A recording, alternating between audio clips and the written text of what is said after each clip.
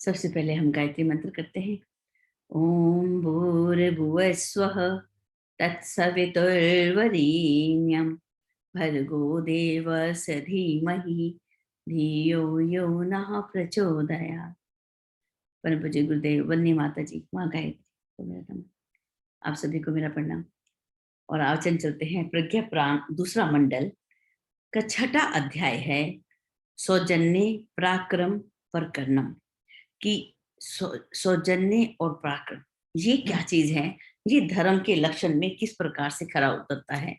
हमने धर्म के 10 लक्षण पढ़े। सत्य और विवेक, संयम, कर्तव्य पालन, अनुशासन, अनुबंध, सौजन्य, पराक्रम, सहकार और परमार्थ।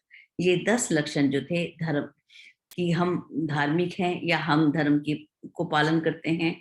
धर्म हमारी रक्षा करता है। जो धर्म की रक्षा करता है धर्म उसकी रक्षा करता है। जो इन गुणों को अपनाता है ये गुण उस व्यक्ति को अपना लेते हैं। तो इस तरीके से हम आज जो गुण है, जो युग्म है, वो है सौजन्य पराक्रम। यदि कोई व्यक्ति सज्जन है तो उसमें पराक्रम भी होना चाहिए। ठीक है, उसी संदर्भ में चलते हैं। प्रभात की पुण्य वेला में नित्य चलने वाला संत समागम नैमिषारण्य के पुनीत वातावरण को और भी अधिक प्रकाश प्रखरता से भर रहा था। अब कैसा ये सत्र कहाँ चल रहा है? नैमिषारण्य तीर्थ के अंदर, और सभी संत आकर बैठे हुए हैं। जो लोग आए हैं उनमें से कौन है? आगंतुक, उदार धर्मात्मा, मुनि, मनीषी इस ज्ञान गंगा का नित्य अवगाहन करते हुए भ्रांति की थकान दूर हो जाने से अतीव प्रसन्नता अनुभव कर रहे थे। प्रसंग गतिशील था, जारी है। धर्म धारणा का अवलंबन करके किस प्रकार सर्वसाधारण से महामानव बनने का सुयोग मिल सकता है। हम मानव से महामानव कैसे बन सकते हैं? किस प्रकार से धर्म धारणा का अवलंबन लेते हुए किस प्रकार मनुष्य क्लेवर में रहते हुए भी देव जीवन का आनंद लिया जा सकता है। इसका मार्गदर्शन इस सत्र का विशेष विषय था। आज के प्रश्नकर्ता आरुणि ने विनयवत होकर सत्र अध्यक्ष से पूछा, हे भगवान, धर्म धारणा के चतुर्थ युग सौजन्य और पराक्रम के संदर्भ में प्रकाश डालने का अनुग्रह करें। तो वो यहाँ पे विनय किया। प्रश्नकर्ता आरुणि है और उत्तर देने वाले आश्वलायन ऋषि। उनसे प्रश्न किया और अनुरोध किया कि आप हमें बताएं सौजन्य और पराक्रम धर्म का एक युग किस प्रकार से है, उनका आपस में क्या संबंध है, उन्हें धर्म का आधार क्यों माना गया। तो अगले जो है आश्वलायन ऋषि क्या कहते हैं अगले श्लोक में? आश्वलायन ऋषि ने कहा, हे प्रश्नकर्ता समेत जितने भी उपस्थित जन हैं, यहाँ पर जो भी लोग बैठे हैं, सब ध्यान से सुनो। धर्म को दूसरे शब्दों में सत्कर्म समझें। हम क्या समझे धर्म को? दूसरे शब्दों में क्या कह सकते हैं? सत्कर्म। यही मनुष्य का कर्तव्य है। आत्मिक पूर्णता और विश्व कल्याण का उभय पक्षी प्रयोजन भी इसी से पूर्ण होता है। हम आत्मिक बल हमें मिलता है, पूर्णता मिलती है, और विश्व कल्याण हम अपने आप व्यक्ति निर्माण भी होता है और विश्व निर्माण भी होता है। व्यक्ति का कल्याण भी है, विश्व का कल्याण भी है। ये दोनों ही प्रयोजन इससे पूरे हो जाते हैं। इस आदर्शवादी दृढ़ता को प्राप्त करने के लिए कुछ प्रमुख क्षमताएं अनिवार्य रूप से अर्जित करनी होती हैं। कुछ हमें अर्जन तब करना होता है, कुछ तब करना होता है। हम लोग आज तब कर रहे हैं तो केवल हम व्रत कर लें, भूखे रह गए तो हम सोचे हम तब कर रहे हैं। लेकिन जब तक वो तब अर्जन तब नहीं होगा, हम कुछ ना कुछ नया रोज नहीं सीखेंगे तो हम अधूरा रह जाएंगे हमारा व्रत। तो इसमें कुछ ना कुछ नया जरूर सीखना है, कुछ ना कुछ हमें अर्जन करना है। तो यहाँ पर क्या अर्जित करने को बताया जा रहा है? वो है सबसे पहले स्नेह, प्रेम, सौजन्य, सजनता, और दूसरी है समग्र तत्परता। ठीक है, आगे इसी संदर्भ में बताते हैं श्लोक नंबर 14 में। सज्जनता और कर्मठता जब ये दोनों मिल जाते हैं तो उनका समन्वय क्या कहलाता है? पराक्रम कहलाता है। इसी आधार पे वे उच्चतम स्थिति तक पहुंचते हैं, सबका कल्याण करने में निरत रहते हैं और श्रेय प्राप्त करते हैं।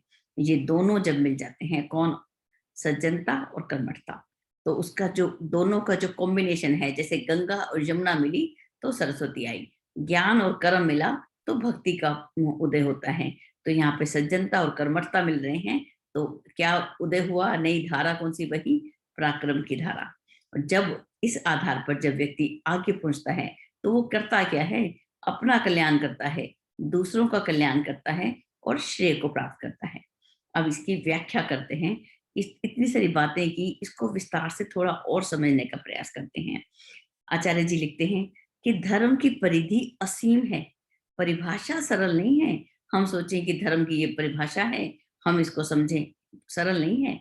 अपितु बहुमुखी होने के कारण किंचित कलिष्ठ भी है। इसके बहुत सारे मुख हैं, इसके कारण ये थोड़ी कलिष्ठ भी है। धर्म कर्तव्य निष्ठा का पर्यायवाची माना जा सकता है। यदि हम सोचें कि धर्म का पर्यायवाची क्या होगा, तो इसको क्या बोल सकते हैं, कर्तव्य निष्ठा। जो व्यक्ति जितना कर्तव्यनिष्ठ है वो उतना ही ज्यादा धार्मिक है। श्रेष्ठता से अभिपूरित कार्यों में जो निरत हो वही सच्चा धर्म कहा जा सकता है। जो हमारे क्या है, हम जो भी काम करें उसके अंदर किसका बीज हो, किसका संपुट लगा हो, श्रेष्ठता का, श्रेष्ठ आचरण, श्रेष्ठ व्यवहार, श्रेष्ठ सत्कर्म। तो इस प्रकार से जो इस प्रकार के कार्य हैं उनको क्या कहेंगे, सच्चा धर्म। मात्र अपनी मुक्ति नहीं, सिर्फ हम केवल अपनी साधना में लगे हैं कि हमारी मुक्ति हो जाए, हमारा कल्याण हो जाए, वो नहीं। समष्टिगत पूरे विश्व की, पूरे ब्रह्मांड की, चारों ओर अपने हित की बात सोचने वाला ही प्रगति के पथ पर बढ़ सकता है। किस प्रकार से, एक व्यक्ति, सामान्य व्यक्ति है, जब वो जंगल में जाता है तो उसको मालूम है कि अपने लिए लकड़ी चाहिए, तो वो वृक्षों को भी काटता रहता है। तब तक काटता है जब तक उसको क्या चिंता कि नया वृक्ष लगाना है या नहीं। और यहाँ पर जब भी कोई योगी जाएगा तो वो वृक्ष क्यों काटेगा, वो नीचे पड़ी हुई लकड़ियों को ढूंढेगा, उन्हीं को जलाने का प्रयत्न करेगा, वृक्ष की लकड़ियां नहीं तोड़ेगा। और साथ साथ उसके मन में ये चिंता होगी कि मुझे नए वृक्ष लगाने हैं, मुझे इस धरती को हरा भरा रखना है। तो दोनों में अंतर हो गया।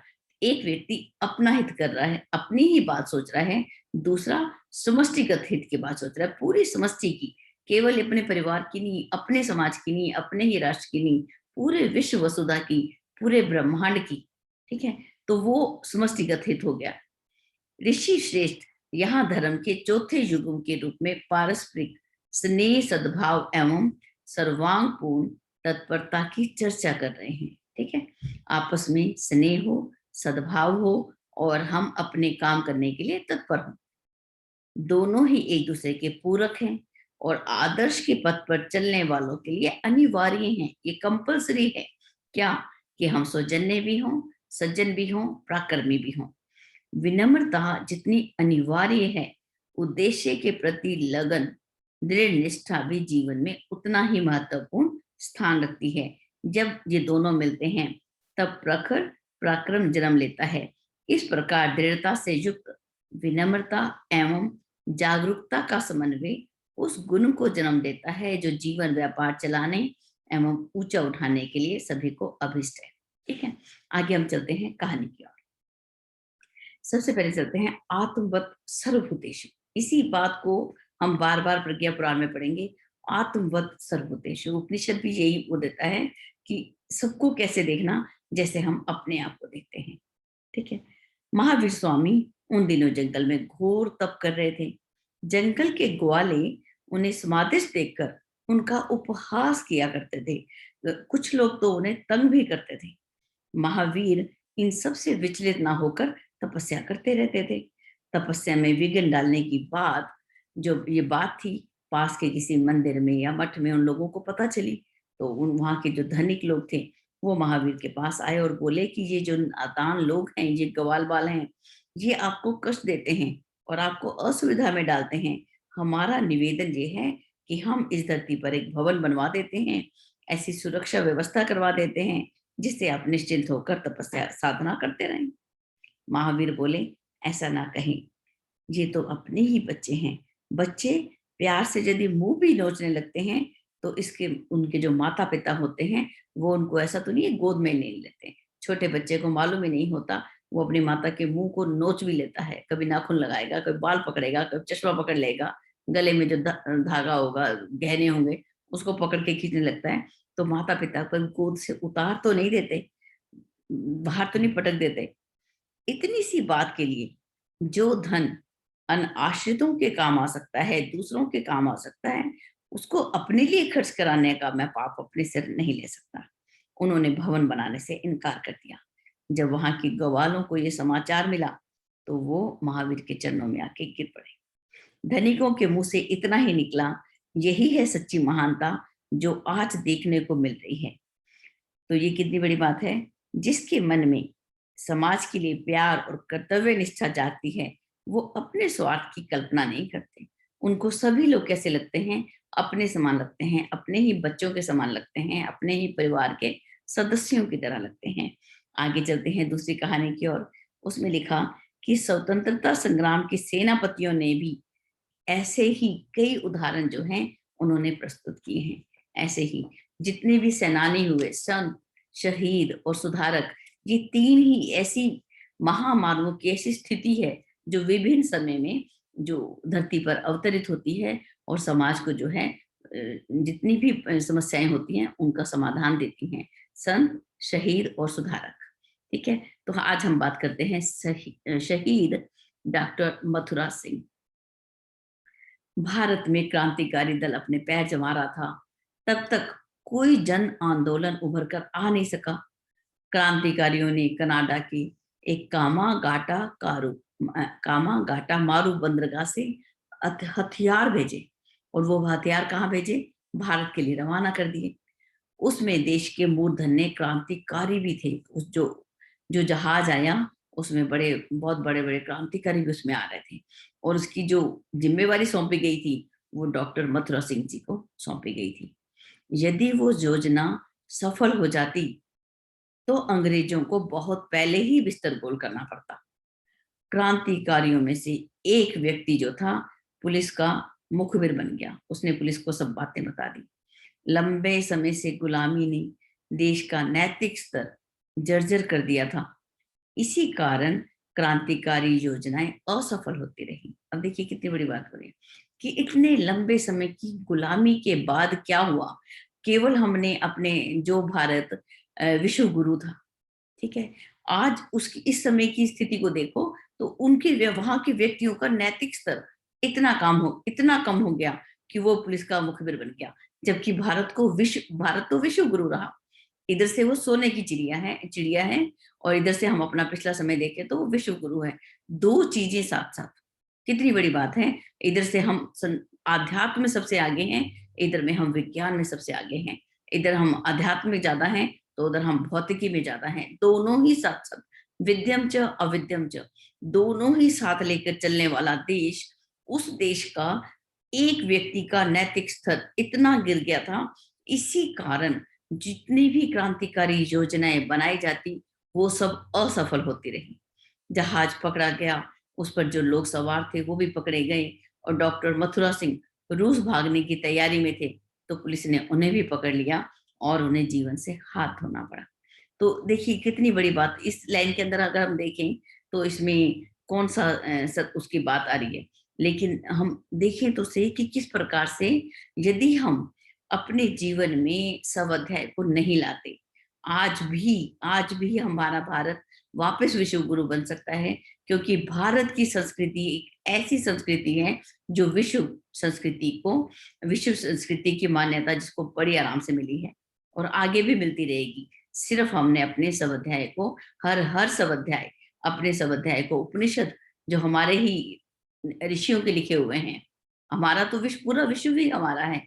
इन ऋषियों ने उनसे सुनकर सारे उपनिषद वेद लिखे और उसको हम दर्शन शास्त्र लिखे गए। आज गुरुदेव ने जब देखा कि इतने सारे पुराण जो हैं आज की समस्या का समाधान नहीं कर सकते, यदि सारे पुराण 18 पुराण जो लिखे गए और वो आज की समस्याओं का समाधान कर देते तो गुरुदेव को ये प्रज्ञा पुराण लिखना ही ना पड़ता। लेकिन उन्होंने इसलिए लिखा कि आज जो है सज्जनता है तो यहाँ पर पराक्रम की कमी हो गई। हम सज्जन हैं, मान लिया हम लोग सज्जन हैं, बहुत ही अहिंसा का पालन किया, लेकिन पराक्रम कहाँ गया, हमारी नैतिकता कहाँ गई? तो इसीलिए उन्होंने प्रज्ञा पुराण को लिखा। आगे देखिए बहुत ही सुंदर एक और कहानी आ रही है। क्योंकि बात पराक्रम की है तो पराक्रम की ही बात होती जा रही है। समुद्र में कूद गए, देखिए कौन? वीर सावरकर का नाम तो हम बहुत श्रद्धा और सम्मान से लेते हैं। उन्होंने निश्चय किया कि भारत माता के बंधन काटने का निश्चय कर दिया। उन्होंने इतने ढेरों काम किए जिससे अंग्रेज सरकार का तख्ता हिलने लगा। उन पर ढेरों मुकदमे चले और फांसी की सजा सुना दी गई। वे इंग्लैंड में थे, अतः निश्चय हुआ कि फांसी भारत में दी जाए ताकि वहां के लोगों को सबक मिले। अब वीर सावरकर को जहाज से लाया जा रहा था। उन्होंने विचार किया, कहीं मेरे देश के वासी भयभीत ना हो जाएं। सो उन्होंने जो चलते जहाज से ही समुद्र में छलांग लगा दी कि मैं यहीं पर छलांग लगा देता हूँ। यदि भारत में जाकर फांसी दी तो मेरे देश के लोग भयभीत ना हो जाएं और जो क्रांति की जंग छिड़ी हुई है, वो ज्वाला जो भभक रही है, वो कहीं शीतल ना पड़ जाए। तो इसलिए उन्होंने रास्ते में ही समुद्र में छलांग लगा दी, लेकिन ऐसा तो हो नहीं सका। उनको निकाल लिया गया। लेकिन उनके इस शौर्यपूर्ण साहस ने भी देश में आग भड़का दी। सैकड़ों सावरकर पैदा कर दिए। फिर से मुकदमा चला और उन्हें आजीवन कारावास की सजा दी गई। पूरे 30 वर्ष तक उन्हें काले पानी की सजा मिली। वे खतरनाक समझे जाते थे, इसलिए बंधन भी कड़े रखे गए। भारत स्वतंत्र होने पर ही वो जेल से छूटे। लौटने पर भी उनका उत्साह तनिक भी शिथिल ना हुआ। देखिए, पराक्रम की पराकाष्ठा है यहाँ पर।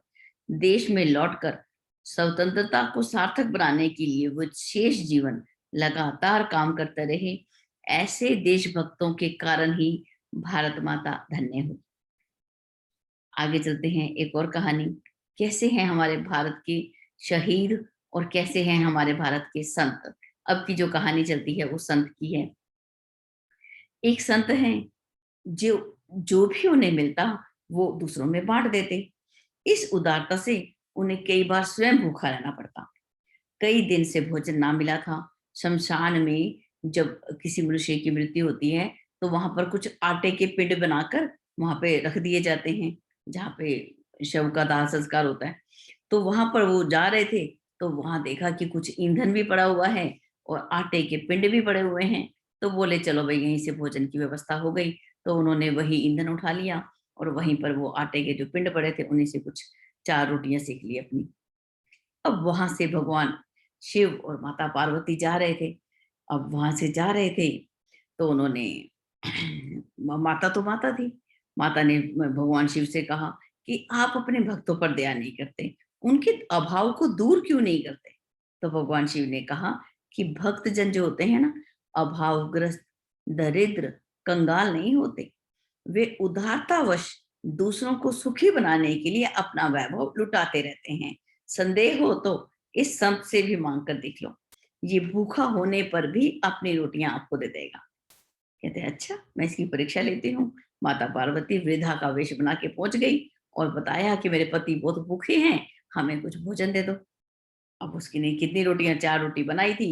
उसने 2 रोटी जो थी उस वृद्धा को बोल दी। बोले अच्छा, आधी तेरी और आधी मेरी। उसको दे के, ताकि दोनों ही इतना इतना भोजन खा लेते हैं कि दोनों ही जीवित रह सके। ठीक है। शिव पार्वती ने सच्चे भक्त की निष्ठा देखी और बहुत प्रसन्न हुए। प्रसन्न होकर कहा कि वर मांगो। भक्त ने कहा, ऐसा वर दीजिए कि सुपात्र याचक सदा मेरे सामने आते रहें और अपना पेट काट कर भी उन्हें कुछ देने का संतोष लाभ प्राप्त करता रहूं। देखिए क्या मांगा उन्होंने। पार्वती जी की आंखें छलक आई। बोली, ऐसे भक्त का अभाव दूर करना तो ये बहुत ही कठिन काम है। उससे वे अपना गौरव जो मानते हैं। तो यही त्याग युगों युगों तक इतिहास को प्रकाश देता रहता है। आगे आने वाली हर पीढ़ी से महापुरुष उत्पन्न करते रहने का उत्तरदायित्व यही सौजन्य पूर्ण करता है। कितना खूबसूरत है हमारे देश के संत, शहीद और सुधारक की जो एक परंपरा है। किस प्रकार से वानप्रस्थ में आकर अपने जीवन को में ही हम समाज के लिए सब लोग काम करते हैं।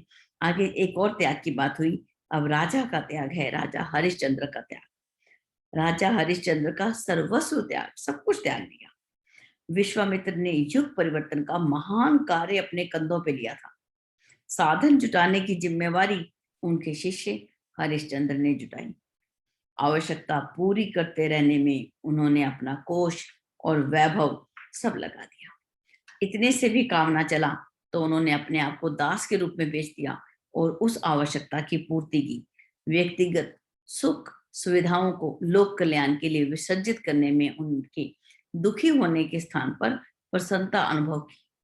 हरिश्चंद्र का उदाहरण के रूप में नाटक देखकर बालक गांधी महात्मा गांधी के रूप में उनका परिणत हो गया। ऐसी ही प्रेरणा से उनका चरित्र ना जाने कितनों को आदर्शवादी बना चुका होगा और बनाता रहेगा। जब हम ऐसे नाटक देखते हैं राजा हरिश्चंद्र के, तो कितनी प्रेरणा मिलती है कि गुरु ने एक बार बोला कि मुझे ये चाहिए, सर्वस्व सब कुछ दे दिया। ये लोग गुरु के काम में पूरे अपने पूरा तन मन धन से सहयोग किया। आगे जो है, आगे जो अंतिम पैराग्राफ है इसके अंदर क्या लिखते हैं, प्रश्न प्रसिद्धि और प्रखरता का ही नहीं, महापुरुष बिना किसी यश की कामना के विशुद्ध कर्तव्य निष्ठा के रूप में ये दायित्व निभाते हैं। उन्हें इस बात का गुमान भी नहीं होता कि प्रतिफल कितना निकलेगा। वे सच्चे अर्थों में गीता के कर्मण्येवाधिकार रास्ते का अनुपालन करते हैं।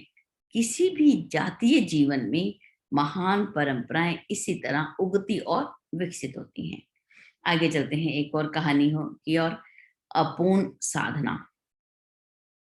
अब देखिए इसके अंदर क्या था कि राजा आमाते जनश्रुति ने मैं ऋषि वशिष्ठ से पूछा कि भगवान, मैं पुण्य आत्मा हूँ, धर्म के नियमों पर चलता हूँ, उपासना में भी चूक नहीं करता, फिर भी ना तो मुझे कोई सम्मान देता है और ना ही मेरे अंदर संतोष मिलता है मुझे।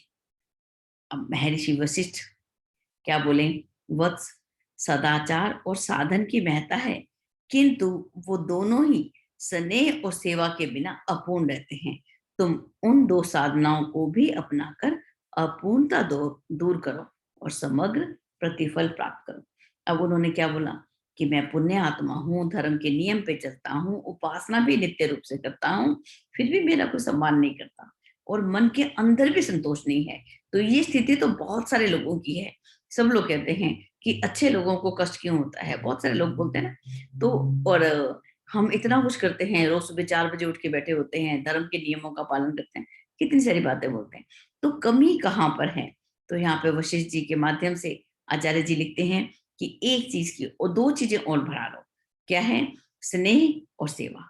हमारे जीवन में स्नेह, इतना ही स्नेह होना चाहिए कि हम सबको मातृवत और एक परिवार की तरह, पूरे परिवार को हम माने, पूरा विश्व मेरा परिवार है, पूरा विश्व मेरा परिवार है, मेरा बेटा ही मेरा है। जो दूसरा बच्चा मेरे पास रहता है वो मेरा नहीं है क्या, वो भी तो मेरा है। ठीक है, तो हमारे अंदर क्या होना चाहिए, भरपूर स्नेह। स्नेह का इतनी गागर, जब हम मांग दूसरों से स्नेह चाहते हैं तो हम देते क्यों नहीं। हम जो देंगे वो असंख्य गुना होकर हमारे पास आएगा। हम सेवा, सेवा के बिना भी हम अपूर्ण रहते हैं। ठीक है, ये दो चीजें और अपने जीवन में अपना लिए। कहते हैं योग और तप से सिद्धियां मिल जाएंगी, सामर्थ्य मिल जाएगा, लेकिन यदि ये दो चीजों का अभाव है, कौन सी दो, स्नेह और सेवा का अभाव है, तो वो अहितकर ही सिद्ध होंगी। कुरान इस बात के साक्षी हैं। अब कैसे साक्षी हैं कि देखिए भस्मासुर को कितना बड़ा वरदान मिला था कि वो किसी के ऊपर हाथ रखेगा वो भस्म हो जाएगा। इतना बड़ा वरदान भगवान शिव ने क्यों दिया था।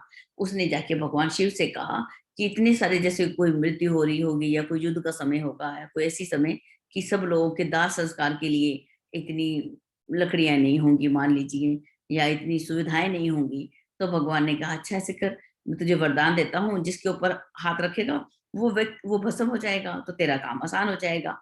लेकिन अब उसने, उसको दुर्गति हो गई, इतना बड़ा वरदान मिला तब भी क्यों, क्योंकि उसने क्या किया, अहंकार आ गया, अभिमान आ गया, सेवा भाव तो था ही नहीं। तो उन्होंने कहा, क्या बोला आगे, पराक्रम का प्रतिफल तो मिलता है लेकिन उसका लाभ कौन उठाता है। तो क्या लाभ भस्मासुर को मिला, नहीं मिला। लाभ उठाएंगे वो व्यक्ति जो सज्जन होंगे, दूरदर्शी होंगे और चरित्रवान होंगे, इन तीनों को ही लाभ मिलेगा। कहाँ सौजन्य अपनाया जाए, कहाँ शौर्य, इसे समझना बहुत आवश्यक है, अन्यथा धर्म धारणा के यथार्थ लाभ प्राप्त करना कठिन हो जाएगा। ऐसे व्यक्ति या तो संसार से उबते हैं या साधना से ही उब जाते हैं। ऐसे व्यक्ति संसार से ही उब जाते हैं कि हमें तो संसार प्रिय नहीं लगता क्योंकि स्नेह की कमी है, और दूसरा साधना से उब जाते हैं कि हमने इतनी सारी पूजा की, इतना पाठ किया, इतना उपासना की, तो उससे भी ऊब आ जाती है। दोनों ही हे परिस्थितियां हैं, दोनों ही परिस्थितियों को हम अच्छी परिस्थितियां नहीं कह सकते हैं। ठीक है, आगे एक और कहानी आती है, साधक की दुर्दशा। बहुत ही सुंदर कि साधक अब इतना सब अध्याय किया, जीवन में इतना उपासना किया, ध्यान किया, फिर भी उसकी दुर्दशा क्यों हो गई? तो उसके ऊपर एक कहानी दी है कि काकभूषुंडी जी की कहानी दी। जब काकभूषुंडी जी का वर्णन आए तो सीधा रामायण का ध्यान आ जाता है। तो उसके अंदर लिखा कि काकभूषुंडी जी के मन में एक बार जानने की इच्छा हुई कि संसार में क्या कोई ऐसा व्यक्ति है जिसकी बहुत लंबी आयु हो और जो विद्वान भी हो और उसे आत्मज्ञान भी ना हुआ हो। और बड़ी अजीब सी स्थिति है, एक तो उसकी आयु लंबी हो, दूसरा वो व्यक्ति विद्वान हो, लेकिन उसे आत्मज्ञान न हुआ हो, ऐसा विद्वान, ऐसा व्यक्ति वो खोज रहे थे, ढूंढ रहे थे।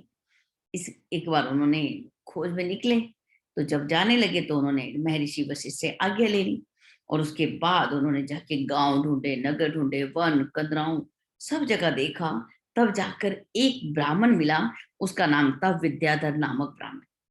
अब उससे मिला, पता किया कितनी आयु है, तो देखिए यहाँ पर लिखते हैं उनकी आयु 4 कल्प की हो चुकी थी। अब 4 कल्प, हम एक कल्प को मान लो 100 साल ही मान लें, तभी हम उसको 400 के बोल सकते हैं, तो कल्प तो मालूम नहीं कितना होगा।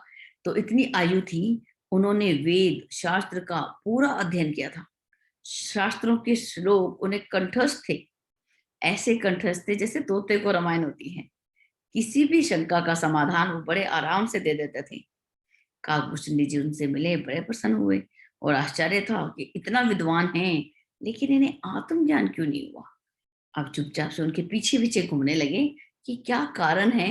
जब हमने ये देखना हो कि हम अपने जीवन में असफल ना हो, तो हम असफल व्यक्तियों का भी पीछे होके देख लें कि किस कारण से वो लोग असफल हुए, तब भी हमें वो कारण मिल जाएंगे कि किस कारण से वो व्यक्ति असफल हुए। तो यहाँ पर काकभूषुंडी जी भी उसके पीछे पीछे हो रही है कि वो क्या कारण है। एक दिन उन्होंने देखा कि नीलगिरी के पर्वत पर वो वन विहार का आनंद ले रहे थे, तो पीछे से एक राजकन्या आती हुई दिखाई दी। अब इतनी सुंदर, नारी के सौंदर्य से विमोहित, अब विद्याधर जो थे, जो विद्वान थे, वो प्रकृति का जो आनंद ले रहे थे उसको भूल कर वो इस प्रकार से काम के आवेश में आ गए कि वो कन्या के पीछे पीछे चल पड़े। बिल्कुल ऐसे ही चलते रहे, तो उनको ना शास्त्र का ज्ञान रहा, ना पुराण का, और राजकन्या तो उनकी उपेक्षा कर रही थी, उसका भी बोध नहीं हुआ, उसके पीछे पीछे चलते गए। सिपाहियों ने समझा कि कोई व्यक्ति ये विक्षिप्त है, उसे पकड़कर बंदी गृह में भी डाल दिया। अब जब बंदी गृह में डाल दिया, तो विद्याधर जी के पास काकभूषुंडी पहुंच गए और बोले, मुनिवर, आप इतने विद्वान होकर भी यह नहीं समझ पाए कि जो आसक्ति ही, लिखिए देखिए कितना सुंदर लिखा है कि आसक्ति ही आत्मज्ञान का बंधन है। अब वहां पर आप आसक्त हो गए, उस कन्या में आपकी आसक्ति आ गई, जो कि आत्मज्ञान का बंधन के स्वरूप में आपके सामने आ गई, आज दुर्दशा के रूप में आपके सामने है। यदि आप काम आसक्त नहीं होते तो ये दुर्दशा तो नहीं होती। अब देखिए, सौजन्य, विनम्रता एवं कर्मठता पराक्रम दोनों का समन्वित रूप जीवन को क्रियाशील बनाए रखने के लिए जरूरी है, और ये एक दोनों एक दूसरे के ऊपर आश्रित हैं। अब देखिए कितनी सुंदर बात है कि उस समय हम अपने पराक्रम को भूल गए कि मुझे इसके पीछे नहीं जाना, अपने मन को भी पराक्रम से ही उसको रोकना था। अरे कहाँ चला, इधर रुको, पीछे बोलना था उसको। तो आगे एक छोटी सी कहानी ले लेते हैं, बहुत ही छोटी है। उसमें लिखा, दोनों ही आवश्यक, कहानी का शीर्षक है। अब मंद वायु जो शीतल पवन थी, उसने आंधी, अपनी ही बहन आंधी से पूछा कि जहां मैं जाती हूँ लोग स्वागत करते हैं, और जब आप आती हो, आंधी आती है, तो सब लोग डरते हैं, छिपते हैं। हमारा लक्ष्य तो लोक मंगल का है, तो फिर तुम इस रूप में सबको परेशान क्यों करती हो? देखिए पहले भी हमने कहानी पढ़ी थी, आज इसका दूसरा स्वरूप देख रहे हैं। तो आंधी बोली, बहन, तेरी उपयोगिता अपनी जगह है, मेरी अपनी जगह। जगह जगह सड़न, जहरीला धुआं, गुबार आदि इकट्ठा हो जाता है, कहीं प्राणवायु की मात्रा कम हो जाती है, उसका निवारण तुम्हारी गति से तो संभव नहीं होता, इसलिए कभी कभी मैं सक्रिय हो जाती हूँ, तुम लोगों को तसल्ली देती हो, और मैं घुटन पैदा करने वाले विकारों का निराकरण करती हूँ, जहाँ पर भी घुटन होती है उनको मैं दूर कर देती हूँ। लोक मंगल के लिए दोनों ही आवश्यक हैं। तुम्हारा सौजन्य भी, मेरा पराक्रम भी। देखिए इसमें हम समझ सकते हैं सौजन्य और पराक्रम इन दोनों में क्या भेद है। आगे देखिए अगली कहानी शुरू होती है, उसको हम नहीं लेते हैं। तो यहाँ पर बात हुई तुम्हारा सौजन्य भी और मेरा पराक्रम भी। किस प्रकार से कहानी थी कि मंद वायु ने अपनी बहन आंधी से पूछा कि मैं तो इतनी धीरे धीरे शीतल सुगंध देती हूँ और तुम इतनी तेज आती हो, चारों तरफ मिट्टी उड़ा देती हो, सब अपने अपने घरों में छिप जाते हो, तुम्हारी क्या महत्ता है, क्या उपयोगिता है, क्यों लोगों को डराती और धमकाती हो। तो उन्होंने बोला कि जहां अब देखो जब आंधी आती है तो ऐसा कोई कोना नहीं रहता जहां पर वो हवा नहीं पहुंचे, वायु नहीं पहुंचे। इसी प्रकार से हम प्राणायाम करते हैं। तो प्राणायाम की इंपॉर्टेंस भी इसीलिए बनाएगी कि जब हम प्राण को खींचते हैं अपने आसपास जो मान लो हम हवा खींचते हैं, प्राण वायु खींचते हैं, हम ऑक्सीजन ही खींच रहे हैं, ठीक है। और उसके साथ हम बोलें कि हम प्राण वायु को खींच रहे हैं, प्राण चारों ओर फैला हुआ है। जब हम उसको खींच के अपने अंदर भरते हैं, अपने लंग्स फुला लेते हैं, पूरा शरीर को एकदम फुल ऑफ एयर बोलें, फुल ऑफ ऑक्सीजन बोलें, किस तरीके से हम अपने आप को फुल कर लेते हैं, तो वो कोने अपने लंग्स के वो हिस्से जहां पर सड़न हो चुकी है, जहरीला धुआं, गुबार आदि इकट्ठा हो गया है, कचरा कहाँ इकट्ठा होगा, जहां पर वायु नहीं मिलेगी। तो इसीलिए हम प्राण वायु की जहां मात्रा कम हो जाती है उसको बढ़ाने के लिए हम प्राणायाम करते हैं। हम सहज रहें, सिंपल सांस आ रही है जा रही है तो सौजन्यता है, और जब हम प्राणायाम करते हैं तो पराक्रम है। ये देखिए दोनों बातें भी हम इसको ले सकते हैं। तो इस प्रकार से आज हमने इतना सुंदर सौजन्य और पराक्रम का जो हमने लेसन पढ़ा, आचार्य जी कितना सुंदर धर्म के 10 लक्षण हमें किस प्रकार से समझा रहे हैं। हमें इन लक्षणों को जीवन में उतारना है, ठीक है। हम जो यहाँ पढ़ रहे हैं वो हम इसको समझें, अपने दूसरों को कहानियों के रूप में आगे तक पहुंचाएं। हम इसको लाइक करें, शेयर करें, सब्सक्राइब करें, लेकिन अपने जीवन में भी जरूर जरूर उतारें।